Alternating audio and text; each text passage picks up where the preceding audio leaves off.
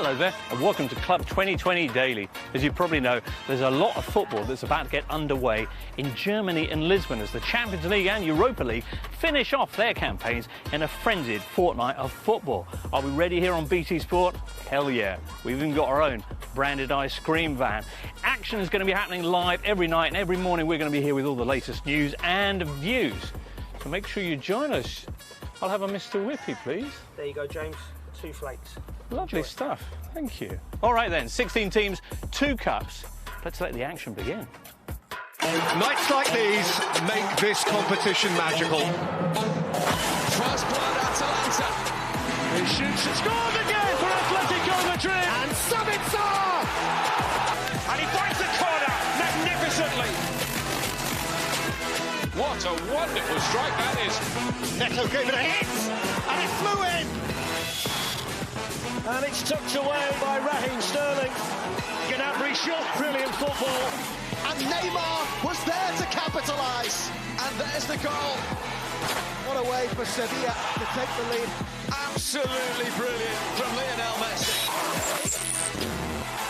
Nights like this are what it's all about. Brilliant stuff. Let's have a look at the quarter-final lineup. All gets underway in the Champions League from Wednesday. Atalanta against Paris Saint-Germain, a mouth-watering fixture that looks like being. RB Leipzig should be up against Atletico Madrid on Thursday. There's a slight question mark over that, as we'll be discussing very, very shortly. Barcelona against Bayern in the FCB derby is huge on Friday. And then what about Manchester City on Saturday, taking on Lyon? Before all of that, though, the quarterfinals in the Europa League tonight. Man United kick off against Copenhagen in Cologne. Inter are in Dusseldorf against Bayer Leverkusen. And then tomorrow it's Wolves' turn. They'll be against the multiple winners of this tournament, Sevilla, while Shakhtar Donetsk take on Basel. Brilliant stuff.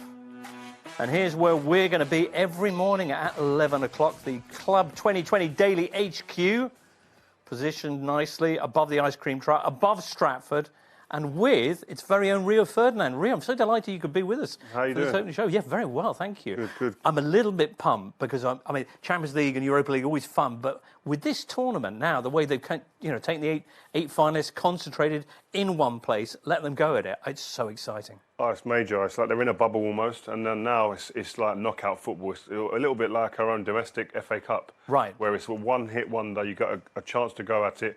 Normally, before you got a chance to go into a game, feed each other out in the first leg. The away team are normally a little bit more conservative, and then you open up in the second leg. Where here, the whistle goes. It's on 90 minutes. Get it done. We could be getting a lot of upsets.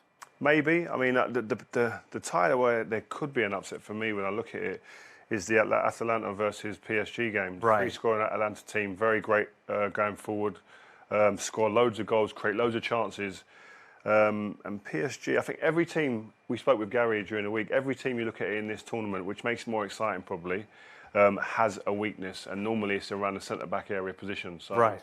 That hopefully means goals. Goals, that's what we like. OK, now we're going to be joined by loads of guests throughout this fortnight. Also, we'll have people dialing in. And look, there's one right now. James Horncastle. Hello, James. Thank you for joining us.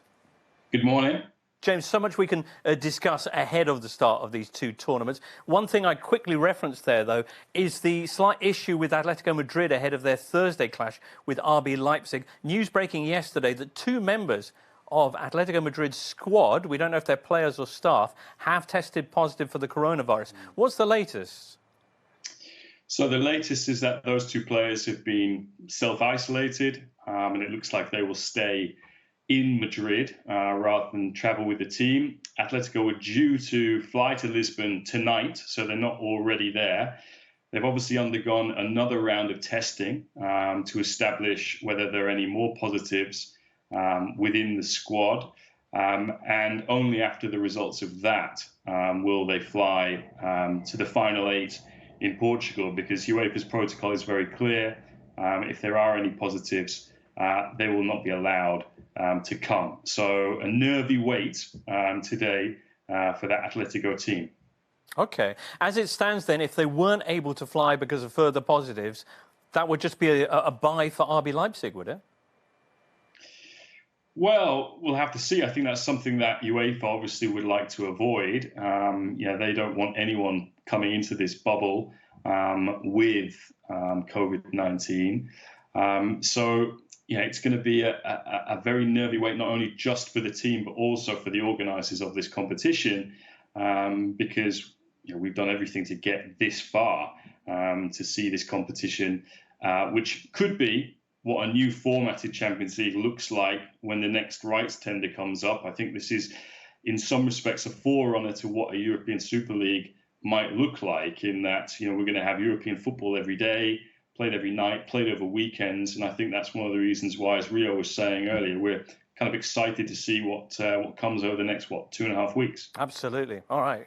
Delighted to see that. Well, hopefully we're going to be able to see how this competition finally sorts itself out. Really want to get your input on these issues, any opinions you have on anything that comes up in the show, any questions you have for Rio as well. And to kick us off, if you want to get in touch with the hashtag Club2020Daily, or actually hashtag just Club2020, there's a question to get things underway. Who do you think is actually going to win the Champions League? Barcelona, Bayern, Man City, or another team? Rio, we'll get your thoughts in a second, but we're also asking who's going to win the Europa League.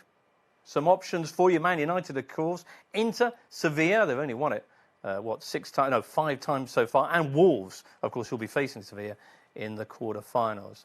Rio, who's your tip for those two? For the Champions League, I've watched quite a bit of Bayern. Right. And they've come to London and dismantled every single one of our teams. The amount of goals that they've scored.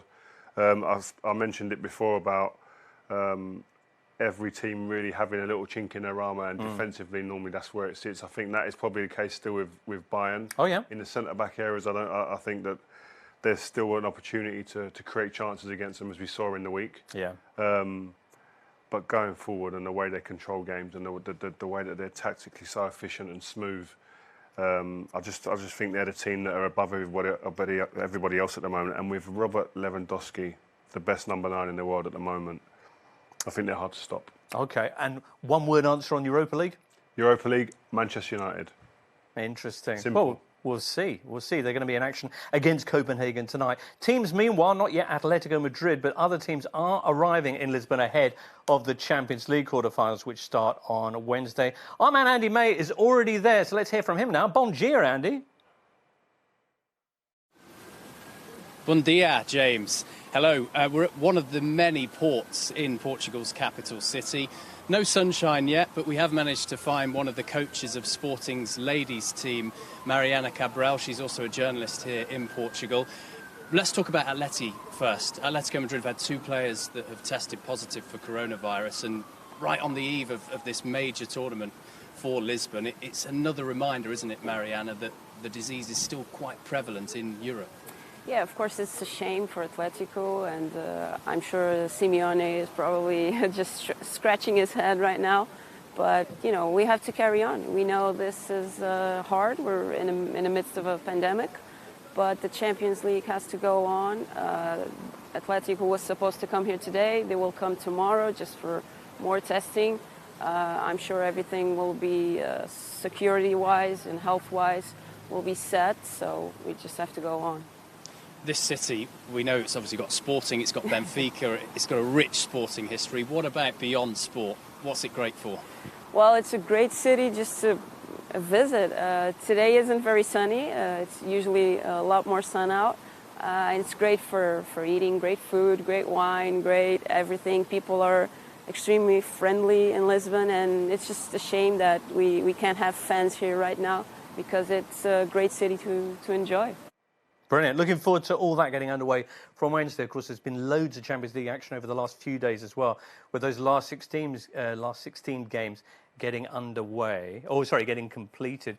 Rio, Man City's performance as they put out the 13-time winner of this tournament, Real Madrid. How impressed were you with them? Yeah, very. And I think this is the tournament, obviously, that Pep is demanding from this squad.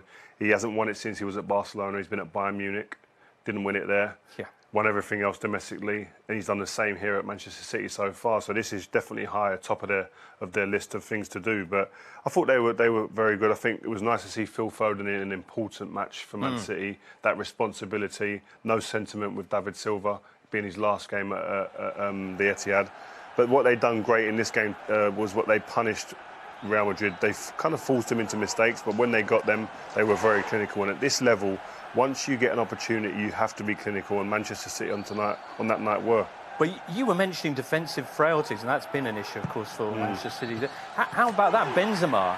Yeah. Just kind of strolling in. Yeah, and we said on the day they could have definitely done better there as collectively, but Benzema is a top operator, as we saw in the Spanish League this year, when it's leading them to winning that. But that's what it's about, is scoring goals. And I think the teams in this is going to be like a shootout now. This format's made it a shootout for these teams, and it's whoever's got the guys with the bullets at the top end of the pitch will get through. Right. Pep turning up with a big bandolera full of ammunition. All right.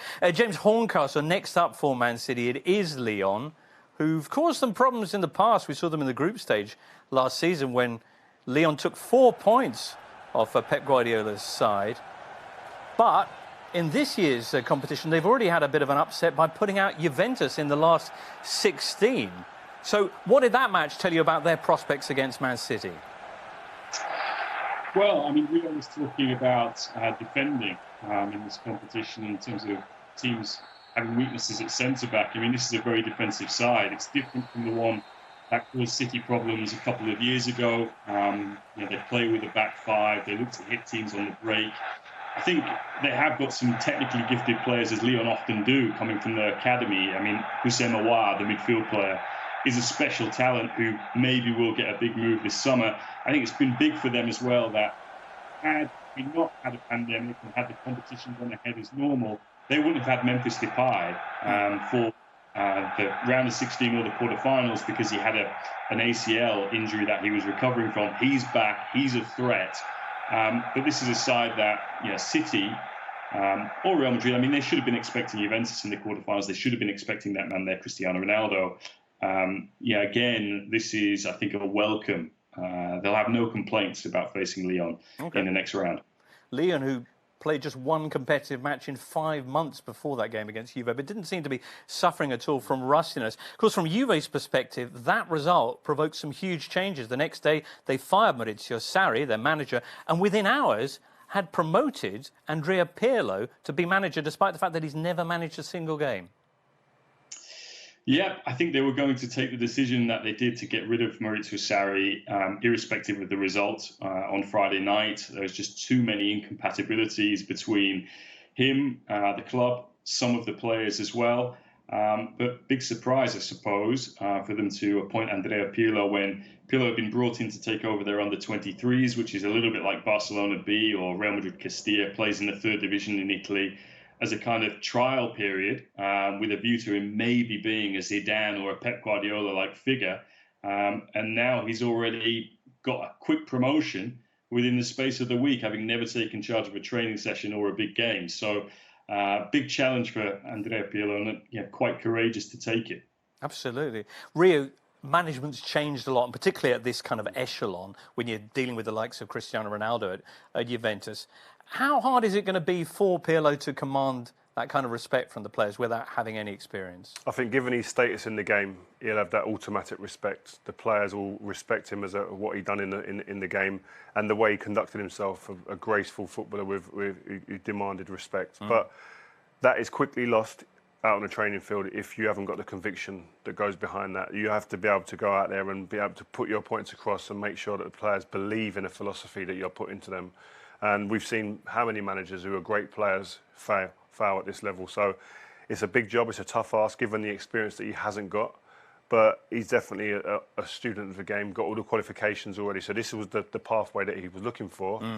Now it's going to be down to whether he can produce. All right. It's kind of a brilliant move. I must admit. I'm excited. Yeah, absolutely. Absolutely. All right, well, anyway, that's Juve. They're out of the tournament. Lyon goes through. If Man City get past Lyon, then they're going to be facing in the semi-final either Bayern or Barcelona, who face off in another of the quarters. You saw Bayern against Chelsea the other night. Obviously, it was pretty much a foregone conclusion after the first leg. What did you make of their performance? Yeah, again, controlled, decisive when they needed to be, and this man, Lewandowski, involved in all 4 goals on the night. I mean, 2 goals, 2 assists. He's in frightening form, but Chelsea, again, they were pressed hard up in this area of the pitch, forced to make mistakes, and then there is Lewandowski taking his time, sets it up. And a great finish there from Perisic. So the experience that this Bayern team have is tremendous, and they're going to use that to their advantage, I'm sure, going forward in this tournament. But it will be, if they both get through, mouth-watering prospect to see them against City in the semis. All right. Yeah, Lewandowski having the season of his life at 31 years of age, involved in all the goals in this leg and also in the 3 at Stamford Bridge as well. But the only problem is that the Ballon d'Or now is not going to be given this year. And again, it would have broken up that Cristiano Ronaldo-Messi cycle, I believe, this year with him. I would think he would have got it. All right, FIFA will have their awards, the best awards, as they're known in September. He has to get it. Well, we'll see. And he's also chasing, of course, the Champions League goal-scoring record, which is 17. He's now on, what, I think, 13. Yeah. So a couple of games to go, we should see it. It's doable. He got 4 in one game already this season against Red Star. Let me just quickly ask James Horncastle. James, that night Barcelona were putting out Napoli. You saw that game. There was so much talk about Barca's off-field problems and maybe on-field problems as well, but they looked pretty good against Napoli. Well, look, when you've got Messi, you've always got a chance.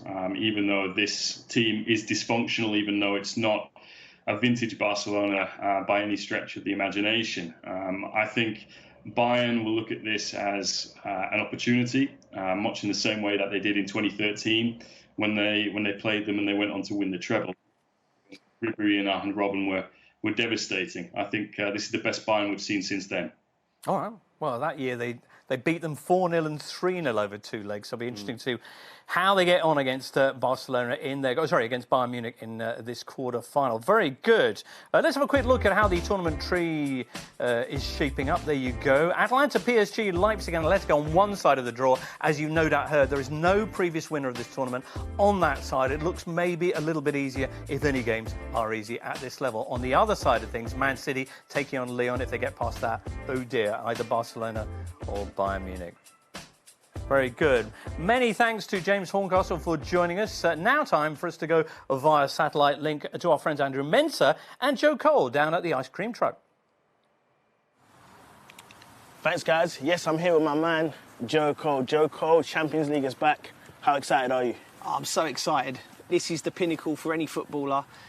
When that music starts playing and you're lining up to go, it's amazing. So I'm so excited to watch it. And all the games are becoming thick and fast. Going to be different class. Can't wait. Before we talk football, ice cream van, I need to ask you, what's your favourite ice cream flavour? Oh, we ain't got enough time to go through. I'm a connoisseur around a bit of ice cream. But I'm a Magnum man. Strictly Magnum. I love that. I love that. OK, cool. We're talking football now. You played in the Champions League. What are some of your best moments, your best memories, your best goals? Talk to me. Let's bring back the nostalgia. Oh, it's amazing. I mean, the first year I played, and we played the semi-final against Monaco, and come back to Stamford Bridge, and the atmosphere that night was amazing. Jesper Gronke scored a goal. We thought it was our time. The Barcelona game, we beat that great Barcelona team when Ronaldinho scored that goal. Just sharing a pitch with all them greats, and beating them was amazing. And scoring in the semi-final against Liverpool, that was an amazing moment. You know, so many great moments. Such a great competition. So many great moments for you, but I'm sorry, I've got to do this. 2008 final. Rio's in the studio. Talk about being on the losing side of that monumentous day. I mean, it's brutal to lose a big final. You know, lucky to win finals, but to lose the big one was you know, it hurts as a player, but it's part of your story, you know, and you can look back and it was 2 great teams going against it, and you know, if you're going to lose to a team, you want it to be a great one, and that Man United team was one of the all-time great teams. All right, perfect. Thank you, Joe. Guys, back to you guys in the studio. Many thanks, Andrew. That was awfully sweet of Joe there. Calling you one of the all-time greats. It was a great side, and you were European champions. Joe, actually, in that final, we saw you bringing the trophy out there. He was taken off in the 99th minute by Avram Grant ahead of the shootout. And then Anelka took his place and missed in the shootout ahead of John Terry. He's got that film out at the moment. The interesting quotes in there about that game. He said, that kick, that missed penalty, killed my career at Chelsea. He says, I felt like a traitor being there. I'd only come mid-season. I had no business being on the field. Remarkable what a penalty can do for you. Yeah, I mean, that's quite damning, that, isn't it? Yeah.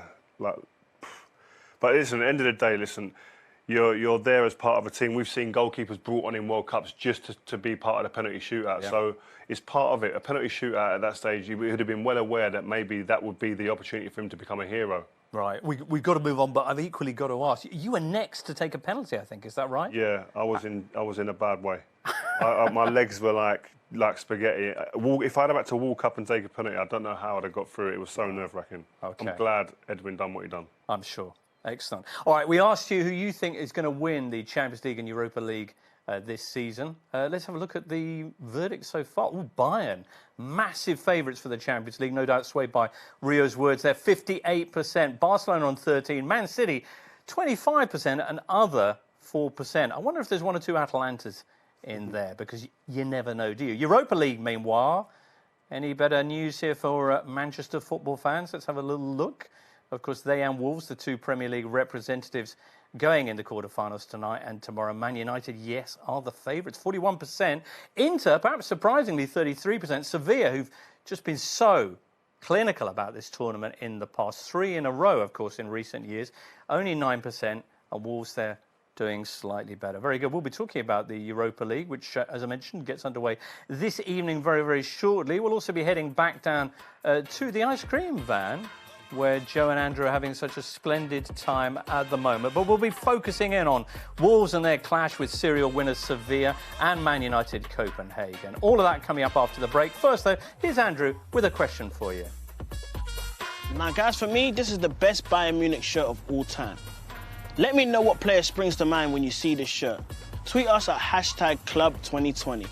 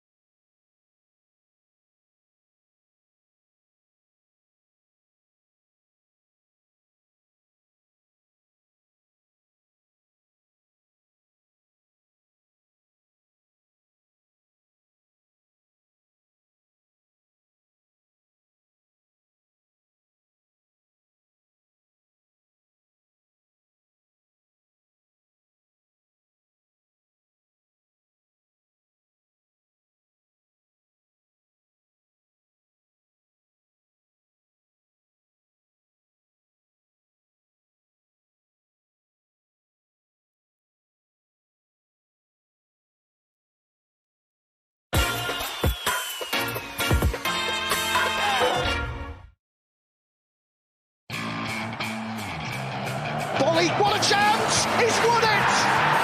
Lovely piece of work from Marshall. Again and again. Oh, that is sensational. Oh, good ball!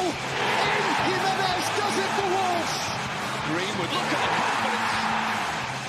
Neves will hit it! Jesse Lingard's in, and Manchester United strike. Dreaming is for free, and they keep on dreaming. Yeah, that's the story so far for Man United and Wolves. The next chapter comes tonight and tomorrow night. Man United in Cologne this evening up against Copenhagen. The other game happening this evening in Düsseldorf, Inter up against Bayern Leverkusen. Should be interesting, that one too. Meanwhile, on Tuesday, Wolves get their final 8 underway against Sevilla, while Basel are up against the side from the Ukraine, Shakhtar Donetsk. Here's Andrew's shirt. Still warm, actually. Bayern Munich, of course, and a vintage one, too, from the 91-93 era. We've been asking who you think of when you see this shirt. Rio? Lothar Matthäus. Yes. He's the man. He was one of my favourite players growing up as well. Loved him. Absolutely. Less successful as a manager, but what a legend as a player. And apart from the time when they took on Norwich, of course, in this shirt... Yeah, they got beat. Got knocked out. Jeremy Goss, wasn't it? Yeah, that's right. Yeah. UEFA Cup, when was that? 92, 93. Yeah. Heady days. All right, loads of you have written in as well. Hashtag Club 2020. Dan Williams says Stefan Effenberg comes to mind. Wimbledon Wolf, first player that springs to mind is the legendary Lothar Matthäus. Absolutely. Chris Roderick, Jean-Pierre Papin. What a shout. Jean-Pierre Papin. All right, fabulous. Now, Europa League is getting underway, as we mentioned, this evening. Man United are in Cologne against Copenhagen. The final's going to be in Cologne as well. And who else is in Cologne? Rishman Chaudhry. Hey there, James. We're here. The trophy's here. And doesn't Cologne look glorious? You can see the Gothic cathedral behind me, the Lovers' Lock Bridge. You know the drill. People believe padlocks. They throw the key in the River Rhine, hoping for everlasting love. It's 24 degrees at the moment, getting hotter as the day goes on. We're expecting about 34 by the time the match kicks off. I'll tell you one vibe that is missing, although it feels like a summer holiday. The real vibe is that of the fans, the feeling of being at a European quarter-final. For obvious reason, that's, of course, not there. Normally at this hour, you'd expect fans of both sides to be teeming throughout the city. That's not happening. And the media operations as well are scaled back, I would say, to about half. We were at the stadium yesterday picking up our accreditation. Normally you're in a big room. It was reduced to just one booth. Very, very different atmosphere this time around. The pre-match media activities, though, didn't change. We interviewed both managers, Ståle Solbakken, the Copenhagen boss, and Ole Gunnar Solskjaer as well. Two men who know each other very well, Norwegian international teammates. They obviously did their coaching badges together as well. Stålbakken has a very fascinating story. The man was clinically dead for 7 minutes back in 2001. It ended his playing career. He talks about that in his pre-match interview, all the build-up, of course, from 7 o'clock with Jake Humphrey and co. He also explained how he and Ole have exchanged text messages before the game. We asked Ole about that. He was a little bit reticent to talk about it, didn't really want that out in the public domain. Stålbakken has also offered his manager's bonus to his players if they beat United tonight. We asked Ole if he would do the same. He said, no way. If they win the tournament, then maybe. All right, Rishman Chaudhry there, who's either really small or that was a really big Europa League trophy. We're going to have loads of people joining us throughout the tournaments here on our screen. And look, Darren Fletcher joins us now. Lovely to see you, Darren, another former Champions League winner. I imagine you and Rio know each other pretty well. Yep. Among the many misadventures you guys have both have, is a defeat to FC Copenhagen, Darren. Do you remember that day? I do. It was a bad night, definitely. I think the only saving grace for me is I just came off before they scored the goal. So, but my performance wasn't good that night. It was a real disappointing evening. Right, here we go. All back with the goal. This was 2006. You'd already beaten them 3-0 in the reverse fixture. Yeah, he was a decent player all back. It was a difficult place. It was freezing that night, if I remember rightly, wasn't it, Fletcher? Yeah. Really, really cold. Yeah. I remember them being really big and direct, and it was a horrible game, and we weren't quite at it. It was a disappointing night, and you hate losing. Although I don't know if we'd already qualified or what by that stage, or we'd already beat them. But I think you came on at half time, did you, Rio? You and Vida did half the game each. Yeah. So the manager was like doing that rotation stuff. I came on at half time, and Vida come off just to rest our legs for the weekend game coming up. So, but that's the way we used to do it back then, and obviously we had a bit of a lead, so it was fine. Yeah, that was all right then. I imagine the temperature's going to be a little bit higher tonight in Cologne as the two teams face off again. But you know what? It's the same manager, Ståle Solbakken, that Copenhagen had back then. They have already had a bit of an upset by knocking the Turkish champions Başakşehir out of the competition. Darren, you saw them in the previous round against Celtic when obviously they went through there as well. What did you make of them? Well, I actually thought Celtic were the better team over the two legs, especially away in Copenhagen. Celtic came away with a 1-1 draw. I know Copenhagen missed a penalty, but Celtic had numerous chances, looked too quick, looked too dynamic, were breaking through their 4-4-2 with ease. The second leg, Copenhagen came to Celtic Park and sat back and tried to frustrate Celtic and managed to get the job done. But again, Celtic missed a number of chances. But because they played the 4-4-2 formation, they always had two strikers up the pitch and their goals came from turnover mistakes. Celtic sending their full-backs forward, leaving the centre-backs 2v2, and Copenhagen punished them.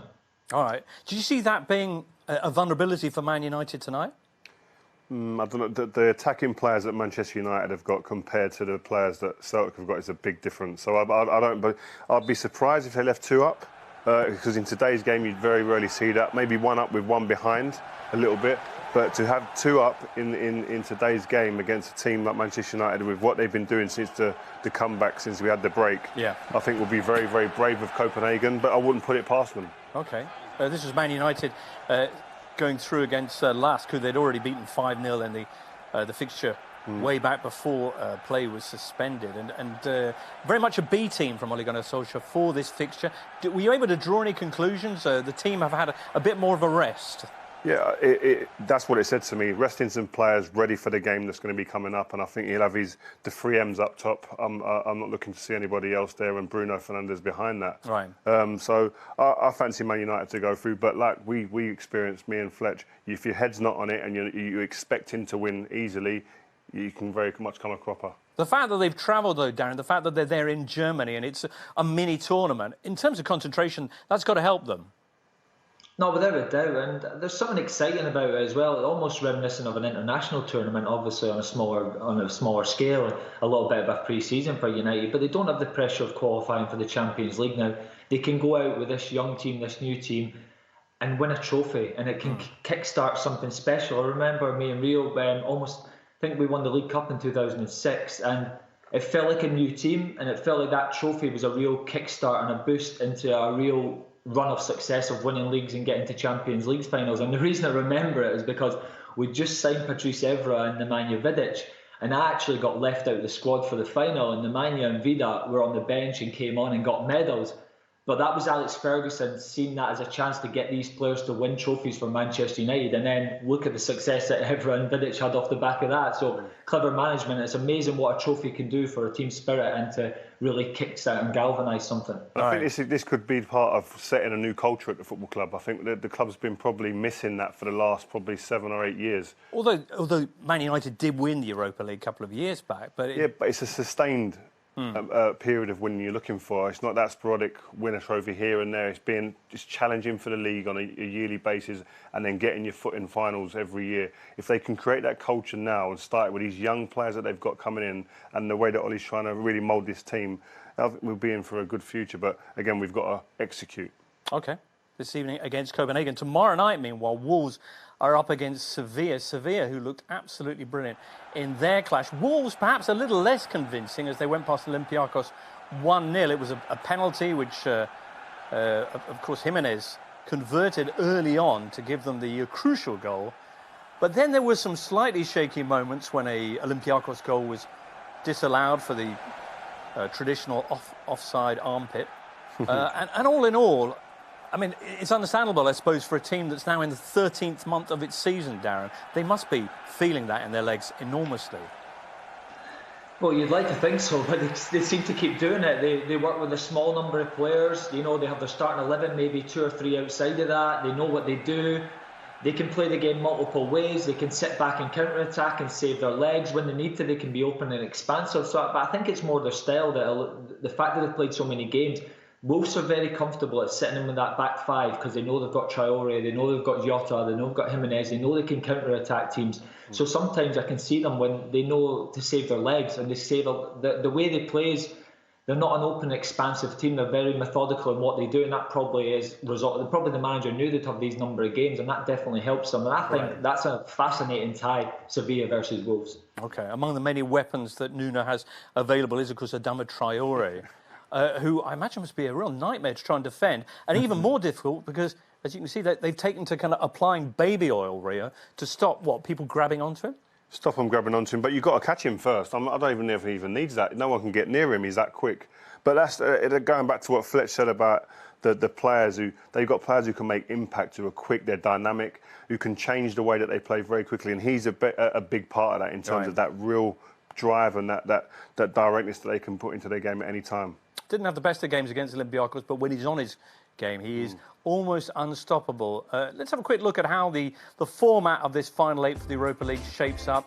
And Man United and Wolves on the same side of the draw, so they could meet in the semi-finals. The other side there with Inter, Bayer Leverkusen, Shakhtar and Basel. Very good. Well, Marcus Rashford in action this evening for Man United as they take on Copenhagen. He was blowing up on social media the other day as he was displaying his skills and inviting viewers to have a go themselves. We're game for that. So let's get Joe Cole to have a go down at the ice cream truck with Andrew. Yes, guys, thank you. Now, Joe, we know you as the ultimate flair man, a man of many tricks. This was FIFA, you had a 5 stars. Now, you've seen the Marcus Rashford challenge. I need you to demonstrate it for me. Love Marcus Rashford. Let's give this a go. Let's see what you can do. Obviously, I would do it, guys, but, you know.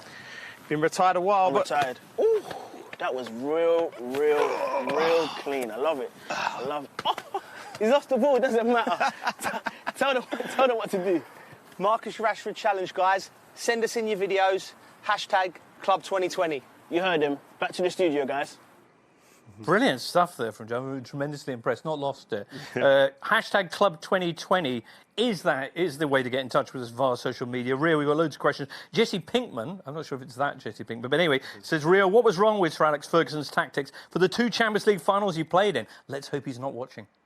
Yeah, we probably went against what got us there. Right. We were a team that very much could sit and wait for a team and really then pick holes in them with counter-attack football in the big games.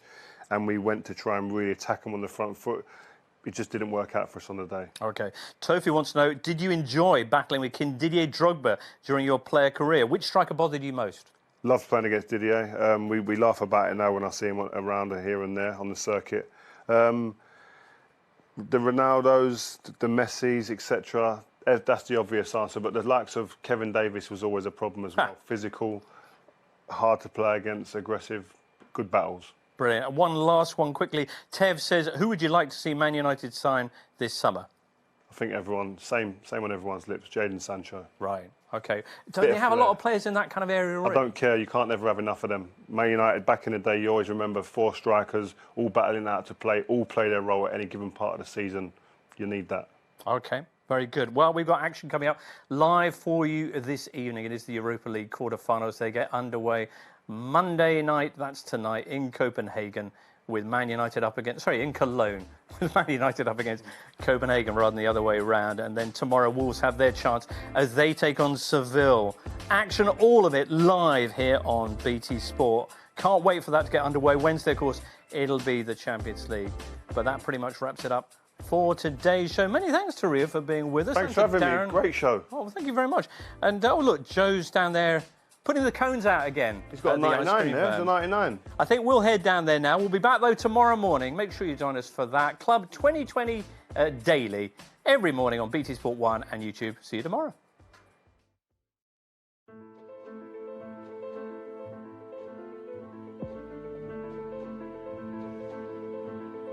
It just doesn't work, does it?